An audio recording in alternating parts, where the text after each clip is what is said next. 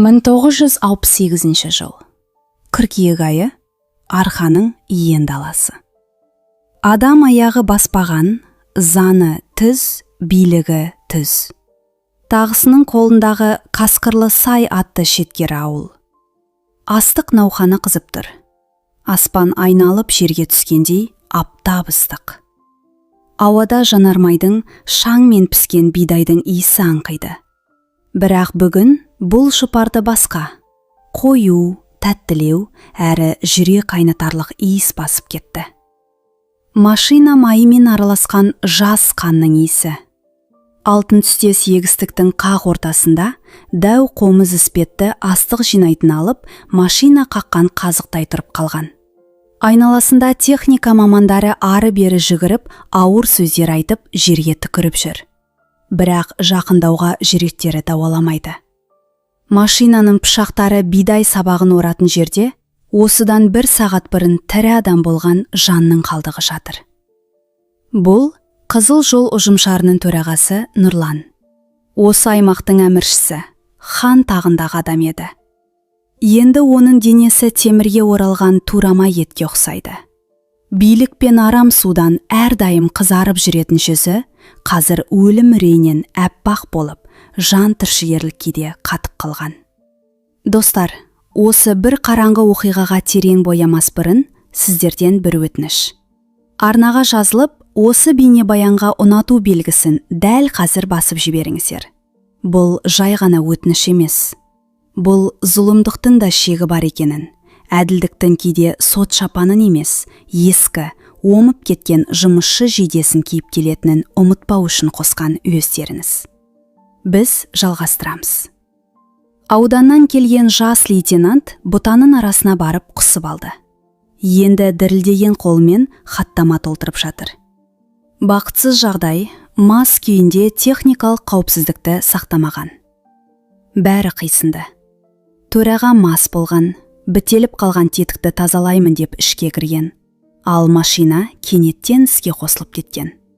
Ауылдық жерде адам өмірі 6 теңгеге де тұрмайды. Бірақ лейтенантпен бірге келген кәнігі тергеуші бір оғаш шайтты байқап қалды. Ол тетікті қосатын бұранданың жай ғана сынбағанын, оның егеумен егелгенін көрді. Дірілге шыдас беріп, бірақ сәл тиіп кетсе үзіліп кететіндей етіп, өте шеберлікпен жасалған. Ал тежегіш жүйесі мас адамның ақылына кіріп те шықпайтын әдіспен бұзылған. Бұл ғылыми тұрғыда физика заңдарына сүйеніп жасалған іс. Ал алыста жусан өскен биік төбенің басында бір бейне тұр. Бұл сұр пальто киген жас әйел. Ол мұрнының үстіндегі көзілдірігін жөндеп қойып, машина жанындағы қарбаласты бақылап тұр. Қолында Мағжан Жұмабаевтың ескі өлеңдер жинағы. Ол жылап тұрған жоқ. Бетін сипап дұға тақылмады. Тек ернінің ұшымен сәл ғана жымиды. Сабақ аяқталды. Емтихан үздік тапсырылды. Осы бір нәзікте білімді мұғалімнің қалайша қанды қойылымның салқын қанды режиссеріне айналғанын түсіну үшін уақытты 1 жыл артқа шегінейік.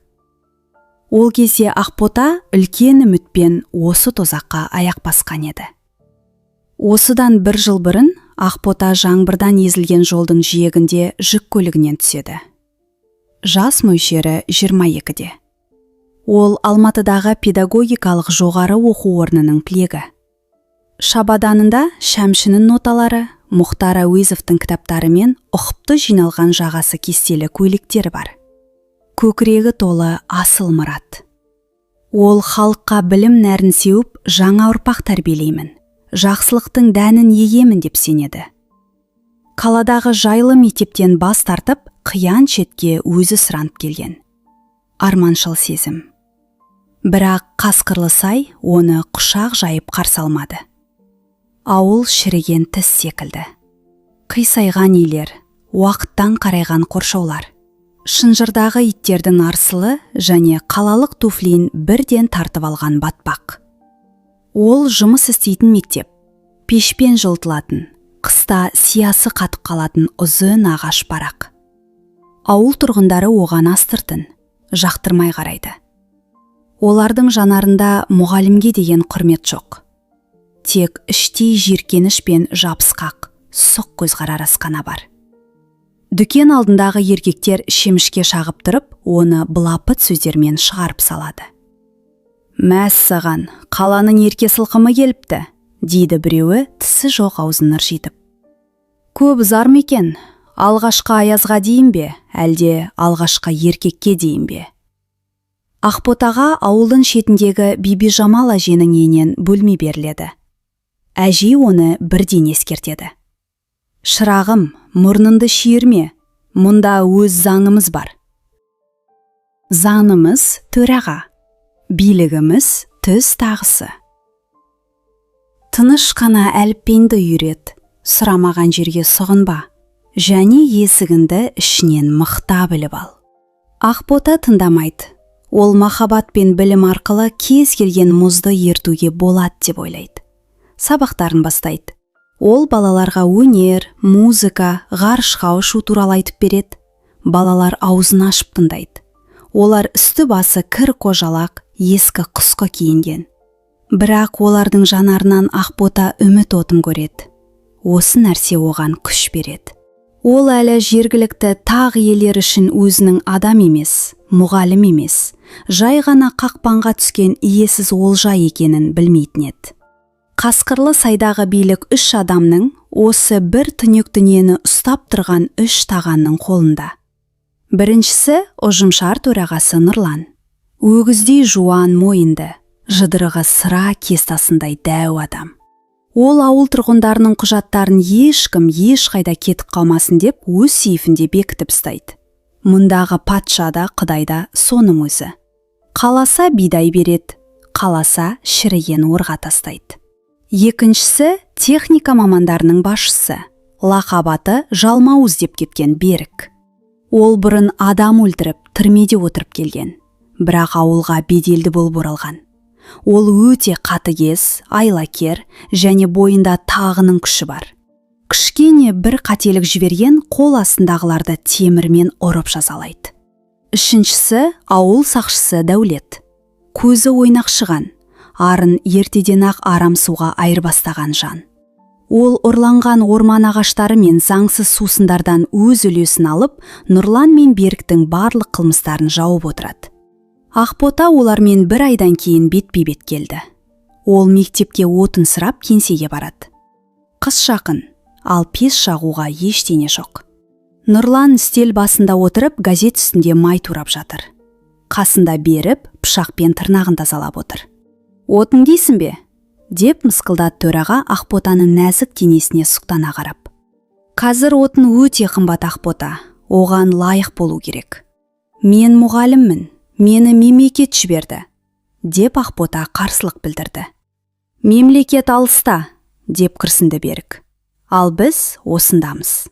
Сен Ақбота қарапайым бол.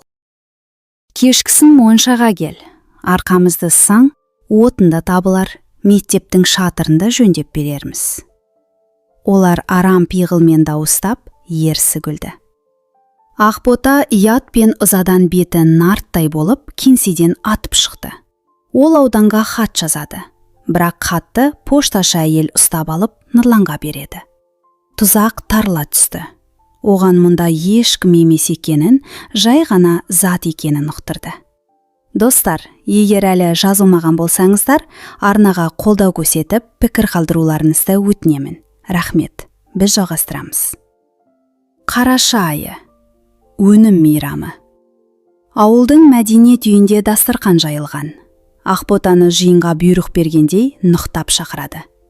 «Келмесең бүкіл ұжымды ренжітесің», деді сақшы Дәулет қисалаңдап күліп. «Ортаға қосылу керек Ақбота, бұл дәстүр». Ақбота барады. Ресми жағдай өзін қорғайды деп үміттеніп, ең әдемі көйлегін киеді. Оның қалай қателескенін айтсаңызшы. Мәдениет үйінің іші көк түтін, домбыра үні, мас адамдардың айқайы, арам су мен тердің иісі қолқан атыр. Төраға мен оның сыбайластары төрерде отыр. Олар әбден қызып алған. Көздері бұлдырап, қимылдары дөрекленген. Ақбота шетте отыр. Асқа қол тигізбеді. ол өте қорқып тұр. Өзіне үйірден бөлінген киікке қараған жыртқыштардай қадалған көздерді сезеді. Түн ортасына таман ол кету үшін орнынан тұрады. Қайда барады?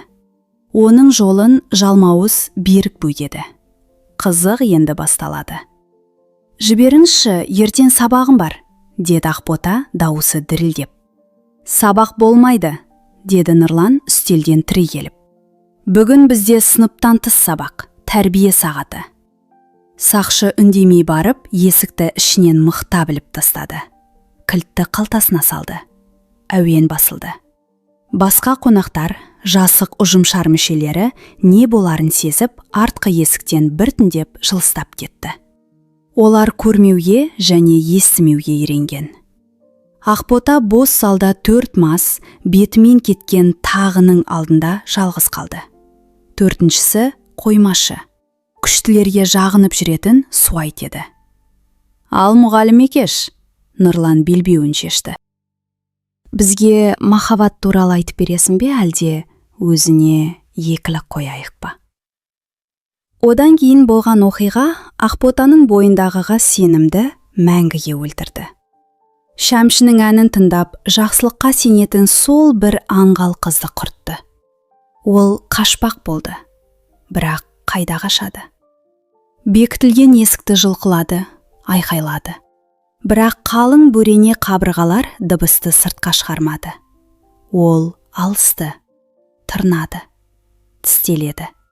Бірақ нәзік қыз 4 дәу еркекке не істей алады? Оны тулар мен ескі ұрандар сақталған қоймаға сүйреп апарды.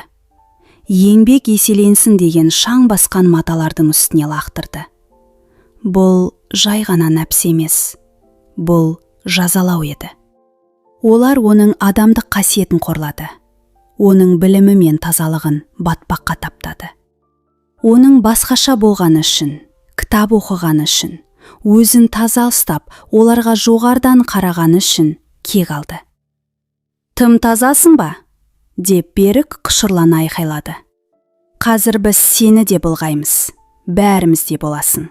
Өз орныңды білетін боласың, қалалық ерке сылқым. Бұл қорлық мәңгілікке созылғандай көрінді.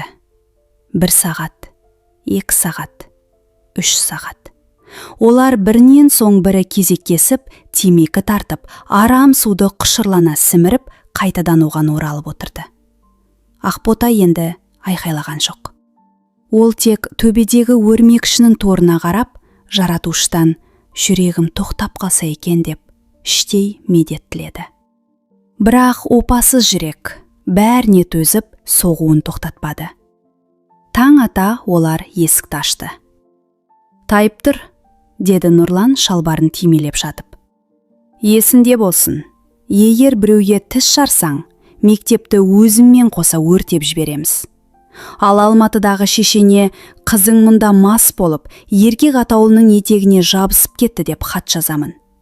Ауданның бәрі менің қол астымда. Менің кеудемде орден бар, ал сен ешкім емессің. Аяқ астындағы шаңсың. Ақбота табалдырықтан еңбектеп шықты. Далада суық жаңбыр сіркіреп тұр екен. Ол жыртылған көйлегін қолына қысып, лайсаң жолмен жалаң аяқ келе жатты. Ол жылаған жоқ. Бұрын жаны болған жерінде енді мұздай қара тесік пайда болған еді. Ал сол тесіктің түбінде өшпенділіктің шоғы маздай бастады. Ақбота ауылдан кеткен жоқ. Өзіне өзі қолды жұмсамады. Тіпті дайындап қойған арқанын да лақтырып тастады. 3 күн бойы сандырақтап төсек тартып жатты. Бибіжамал әже басын шайқап, оған түрлі шөп дәрілер беріп, бағып қақты. Кет бұл жерден, қарағым, деп сыбырлады кейуана. Бұлар адам емес, айуан, сені жеп қояды. Бірақ 4-ші күні Ақбота орнынан тұрды. Ол жағасы мықтап жабылған қара көйлегін киіп, шашын түйіп, көзілдірігін тақты да мектепке қарай бет алды. Ол сыныпқа кіргенде балалар жым-жырт болды. Ауылда ештеңені жасыру мүмкін емес екенін олар да білетін. Балалар оған қорқыныш, аяныш және әуесқойлықпен қарады. Ақбота оларға көз тастады. Бірінші қатарда Беріктің ұлы Бауыржан отыр. Артқы партада төраға Нұрланның баласы Нұржан. Әкелерінен кез келген екілік үшін оңбай таяқ жейтін жасы қорқақ қасқырдың бөлтіріктері іспеттес. Бауыржанның үсті басы көгерген, ал Нұржан әкесін көрсе қорқыныштан кекештеніп қалатын. Осы сәтте Ақботаның басына бір ой сап ете қалды. Ол 4 дәу еркекті жалғыз өзі өлтіре алмайтынын түсінді. Оның пышақ сығуға немесе шіріппені басуға қауқары жетпейді. Бірақ оның қолында одан да қорқынышты қару бар. Оның санаға билік жүргізу күші бар. Бұл балалар әкелерін жек көреді, олардан қорқады. Бірақ өшпенділік қорқыныштан да күшті. Оларға көшбасшы керек. Оларға азаттыққа баратын жолды көрсететін адам керек. Ақбота жымиды. Бұл мұғалімнің жымиысы емес, шайқас алдындағы қолбасшының күлкісі еді. «Дәптерлеріңді ашыңдар», деді ол темірдей нық дауыспен. «Сабақтың тақырыбы өзгереді. Біз бұдан былай ертегі оқымаймыз. Бүгін біз физиканың иін тіректер мен қысым бөлімін бастаймыз. Кішкентай күшпен алып тауды қалай қозғалтуға болатынын және өмір сүруге кедергі келтіретін бөгетті қалай жою керектігін үйренеміз». Мектеп мүлде өзгерді. Әдебиет пен тарих екінші планға сырылды. Ақбота жаратылыстану ғылымдарын жанталаса оқыта бастады. Бірақ құрғақ теория емес, тәжірибеге мән берді. Ол жас техник үйірмесін ашты. Ресми түрде олар құс ұясын жасап, ұшу үлгілерін құрастыруы тиіс еді. Шын мәнінде Ақбота балаларды аман қалуға және өлтіруге баулды. Қарандар дейтін ол блоктармен тәжірибе жасап жатып. Егер күшті дұрыс бағыттасам, тіпті баланың өзі 1 тонна жүкті көтере алады, немесе оны құлата алады. Ол ескі зертханадан химиялық заттарды келіп, оларды араластыруды, жаруды, улауды үйретті. Иістеудің, улы, спирттің, электр тоғының қасиеттерін түсіндірді. Бірақ ең бастысы бұл емес еді. Ең бастысы психологиялық өңдеу болатын. Ақбота бұл балалар үшін пірге айналды. Ол оларды ұрмайтын, олармен үлкен адамдай сөйлесетін жалғыз жан еді. Ол олардың санасына ақырын мына ойды құйды. Сендердің әкелерін бұл өткен күн. Олар сендерді түпсіз тереңге тартатын қараңғы, мас, қатыгез күш. Олар дамудың жауы, болашақтарының жауы. Олар тірі болса, сендер құл боласыңдар. «Әкең кеше тағы ұрды ма, Бауыржан?» деп сұрайтын ол Беріктің ұлының бетіндегі жарақатты танай отырып. «Ұрды Ақбота апай, белбеумен ұрды». «Бұл дұрыс емес, Бауыржан. Адам еркін болуы керек. Зұлымдық қылауы тиіс. Бұл тарихтың заңы, физиканың заңы. Әсер етуші күш қарсы әсер етуші күшке тең. Түсіндің бе?» Бала басын изеді. Оның жанарында суық от тұтанды. Ақбота өзінің кішкентай әскерін дайындады. Олар бұл істі партия үшін емес, кек алу үшін істемек. Бірінші болып жалмауыз Берік кетті. Қантардың қақаған аязы. Берік моншаға түскенді жақсы көретін, ішін әбден қыздырып алатын. Сол кеште ол бір шөлмек арам суын алып, буға пісуге кетті. Ұлы Бауыржан қасында жүріп, су тасуға көмектесті. «Жоғал мұндайда, күшік!» деп ақырды Берік ұлын нұқып жіберіп. «Есікті сыртынан тіреп қой, қызуы шықпасын». Бауыржан үнсіз бас шұлғыды. Ол қоршау жаққа қарады. Көлеңкеде Ақбота тұр екен. Ол білінер-білінбес қана ишарат жасады. Бауыржан ауыр емен бөренен алды. Ақбота сабақта иінтірек пен сынаның жұмыс істеу принципін түсіндірген болатын.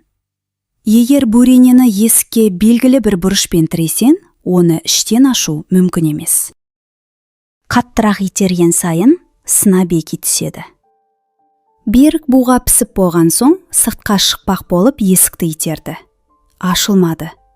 Қаттырақ итерді. Жабық. Ол айқайлап, балағаттап, ығымен соқты, бірақ физика заңы алдамайды. Содан соң қойылымның екінші бөлімі басталды.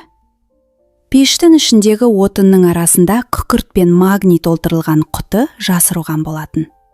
Бұл олардың иірмеде жасаған қоспасы еді. Жоғары температурадан құтының ішіндегі қысым шегіне жетті. Жарылыс пештің тас талқанын шығарды. Қызған тастар мен шоқтар жан жаққа шашырады. Қу тақтайдай кеуіп тұрған монша бір сәтте лаулап қоя берді. Берік есікті тырналап, айқайлап жатқан күйі тірідей өртеніп кетті. Жаназада Ақбота Бауыржанның қасында тұрды. Бала жылаған жоқ. Ол мұғалімінің қолынан ұстап, табытқа суық шанармен қарап тұрды. «Бақытсыз жағдай», деді сақшы Дәулет. «Мас күйінде өртеніп кеткен ғой, пеші жарылыпты». Мұғалімнің баланың басынан сипағанын ешкім байқамай қалды. Ауылды суық үрей биледі. Беріктің өлімі тым қорқынышты еді, бірақ бұл тек басы ғана болатын. Көктемде өзен мұзы еріп жатқанда, ауыл сақшысы Дәулет қаза тапты. Ол ескі аспалы көпір арқылы сайдан өтіп, балық аулаудан қайтып келе жатқан. Көпірдің тұрғанына 10 жыл болған еді. Бірақ сол күні Дәулет дәл ортасына келгенде болат арқан үзіліп кетті. Ол ескіргендіктен емес, мектеп зертханасынан ұрланған азот қышқылымен езілгендіктен үзілді. Химиялық реакция баяу жүреді. Металдың шығарғаны білінбейді. Тек қышқылдың мөлшері мен уақытын дәл есептеу керек. Мұны сыныптың ең үздік оқушысы, көзілдірік тағатын жуас бала Әлішер есептеп шығарған еді. Дәулет 10 метр биіктіктен өткір тастар мен мұздай суға құлады. Омыртқасы үзілді. Ол қозғала алмай, суға батып кеткенше 2 сағат бойы қиналып жан тапсырды. Содан кейін қоймашы, үшіншісі өз үйінде көз жұмды. Ол ішуді жақсы көретін. Бір кейуанадан арам су сатып алып, оны ішіп, зағип болып қалды. Кешке таман қашытты тырысып жан берді. Тексеріс кезінде оның ағаш спиртінен уланғаны белгілі болды. Ауылға мұндай улы заттың қайдан келгенін ешкім түсінбеді. Тек Ақбота ғана мектеп жабдықтары мен ағашты айдау арқылы улы спиртті алудың қаншалықты оңай екенін білетін. Шөлмекті оның өз жиені, жас техник үйірмесіне қатысатын бала ауыстырып қойған еді. Ауылда қарғы сатты деген сыбыс тарады. Әйелдер мектепке қарап жағаларын ұстады, бірақ еркектер тылсым күштен емес, басқа нәрседен қорықты. Төраға Нұрлан жалғыз қалды. Ол тұзақтың тарылып келе жатқанын сезді. Ішуді қойды.